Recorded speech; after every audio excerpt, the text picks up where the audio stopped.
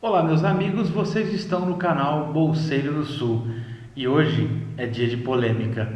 Vamos falar do Carl Sagan, Variedades da Experiência Científica, uma visão pessoal da busca por Deus. Já já.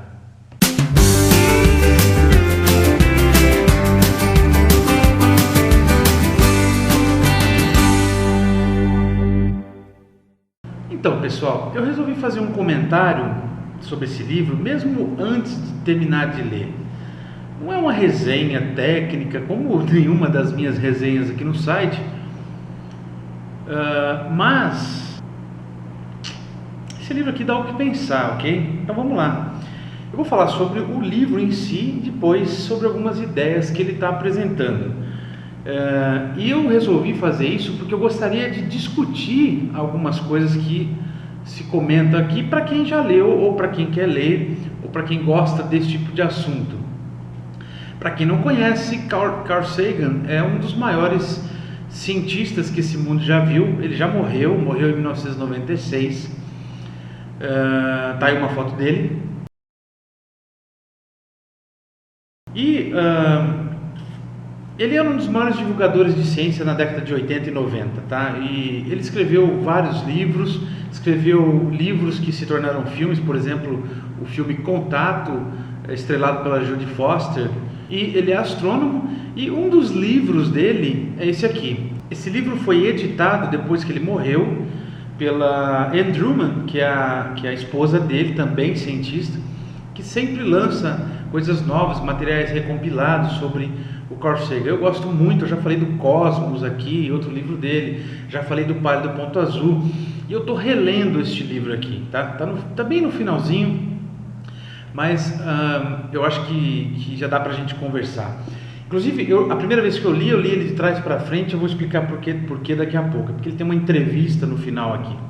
Bom, o livro, esta versão do livro aqui, essa edição do livro é da Companhia das Letras. Eu não sei se foi lançado nova capa, ele não é muito antigo, tá?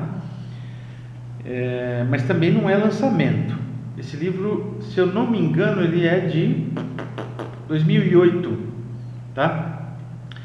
Então o que ele tem? Carl Sagan, ele participou de um ciclo de palestras chamado palestras Gifford, que são feitas na Europa, na Inglaterra. Ele participou dessas palestras e depois todos os textos, todos os discursos dele nessas palestras foram transformados nesse livro. Então ele tem uma pequena introdução do autor e depois ele já começa com um capítulo chamado Natureza e Deslumbramento, um reconhecimento do céu. Eu estou mostrando isso pelo seguinte, vocês vão notar que é o seguinte, começa o capítulo e aí ele começa realmente como se fosse num diálogo a mostrar alguns slides. Aqui estão duas nebulosas, tá? Parecem galáxias, mas não são galáxias, são nebulosas. E do lado de cá alguns comentários. Aqui outra imagem que seriam os slides dessas palestras. Então a transcrição de todas essas palestras que ele deu foram parar nesse livro. Achei fantástica a ideia. Tá aqui outras informações. Mas olha, então no começo do livro, cada página praticamente tem, ou cada conjunto de 2 ou 3 páginas tem imagens dos slides das imagens que ele colocou nas palestras, né? Olha aqui que bonita. É um livro colorido, e por isso ele não é tão barato, porque tem muitas fotos, né? Muito bem, aqui essa aqui todo mundo conhece essa foto, é a galáxia de Andrômeda.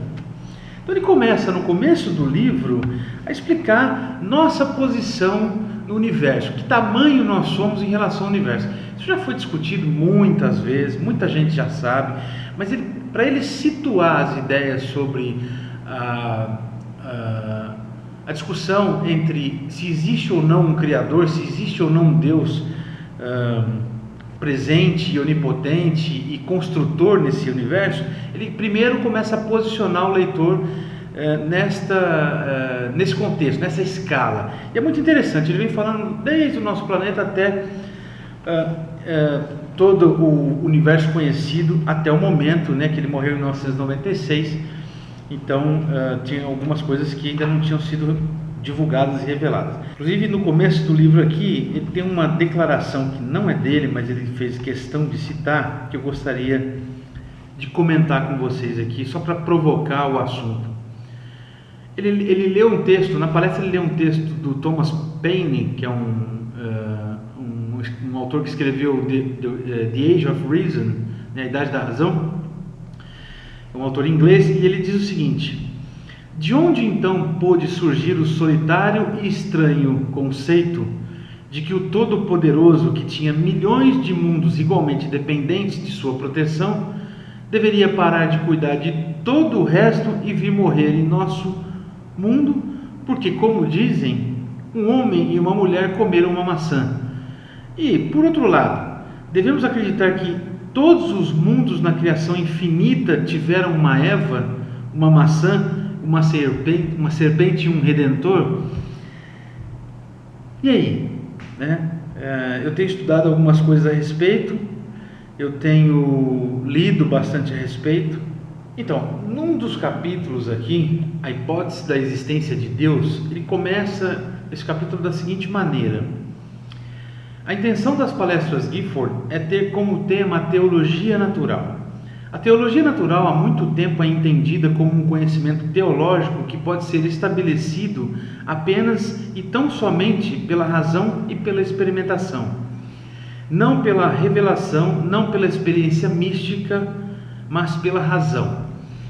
O Carl Sagan, eu imagino, ele é um ateu mais preocupado com a unificação entre religiosidade e ciência.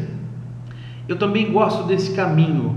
Eu prefiro o caminho do entendimento do que da separação completa. Mas por quê? Porque eu ainda não encontrei respostas para uma série de perguntas que eu estou procurando. Então, o Carl Sagan é um tipo de literatura para quem está buscando uma espécie de paz entre ciência e religião. Isso quando eu estou dizendo paz, é paz interior, tá? Não é paz mundial, porque isso aí eu acho que nesse mundo não existe ainda. Por quê? Porque ele acredita que é possível considerar um universo, ou seja, a natureza, como algo que não depende de um criador onipotente ou onipresente para que ela exista, tá? É possível que, independentemente do que estão escrito nas escrituras ditas sagradas pelas religiões, é possível que se tenha um universo vivo e evoluindo, tá? Eu sei que cada um tem opiniões muito particulares a respeito. Agora, ficar fechado à discussão simplesmente por temer discuti-la porque o seu pastor, o seu padre disse, ou porque seus pais ensinaram, eu acho que é uma tremenda falta de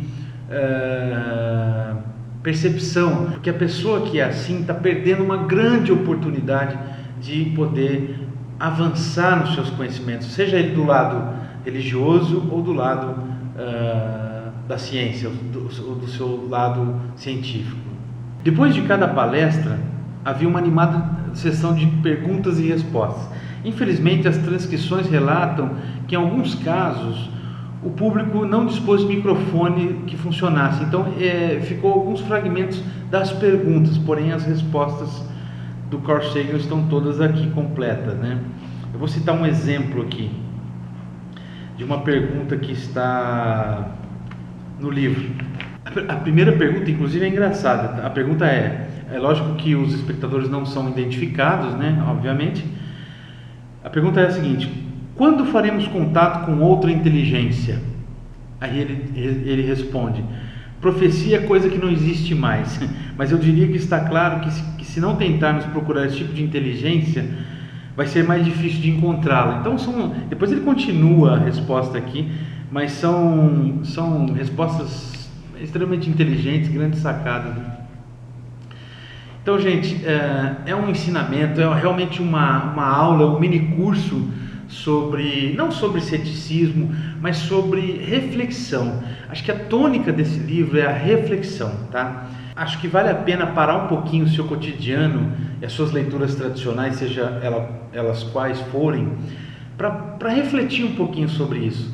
Vocês sabem por quê? Eu faço esse pedido, esse singelo pedido aqui, porque tem muita intolerância no mundo, tem muito preconceito no mundo, porque as pessoas simplesmente acham que sabem o que pensam que sabem, né? É muito pior aquele que pensa que sabe do que realmente a pessoa que sabe. Porque aquele que pensa só que sabe, que está convencido de que tem a resposta para tudo, mal tem consciência de que tudo que ele aprendeu até agora é uma fração perto do que se tem para explorar, para aprender. E só discutindo de forma inteligente com as pessoas é possível você aprender. Muita gente sabe, eu gostaria que todos soubessem, que quanto mais respostas a gente encontra, mais perguntas surgem, né? E se as pessoas tivessem a cabeça um pouquinho mais abertas para esse tipo de discussão, eu acho que o diálogo entre as raças, entre os países, entre os vizinhos, dentro da família, seria muito mais importante. Então, gente, eu recomendo esse livro, mesmo que você seja um cristão, um religioso, mas se você tem a mente aberta, procure ler a respeito dos outros pontos de vista, porque acho que a discussão só enriquece quando a gente consegue vislumbrar os vários pontos de vista. Não adianta querer tomar um lado só da história como verdade absoluta, porque acho que ninguém que pisou nesse mundo ainda tem essa verdade absoluta, então vale a pena sempre a gente estudar a respeito das várias opiniões, né, dos vários pontos de vista. Eu acho que abrindo a cabeça a discussão fica mais legal. E eu tenho certeza de que quem pegar um livro desse tipo para ler, independente da sua crença, vai só enriquecer, mesmo que for para negar tudo que está aqui, tá? A curva do conhecimento é sempre para cima, nunca para baixo. Então eu acho que vale o apelo para que as pessoas possam serem um pouco mais abertas, tá? Serem um pouco mais propensas ao diálogo. Espero que tenham gostado do vídeo. Se gostaram, por favor, deem o seu joinha, se inscrevam no canal para ajudar a gente. Se não gostou, seja educado, não venha com fundamentalismo ou com fanatismo religioso, porque eu vou até apagar os posts, eu não quero criar polêmica nenhuma. Eu quero que vocês discutam comigo, discutam entre vocês sobre esse assunto, tá? Então fica o meu convite para a gente conversar sobre o assunto e até um próximo vídeo. Um abraço, tchau!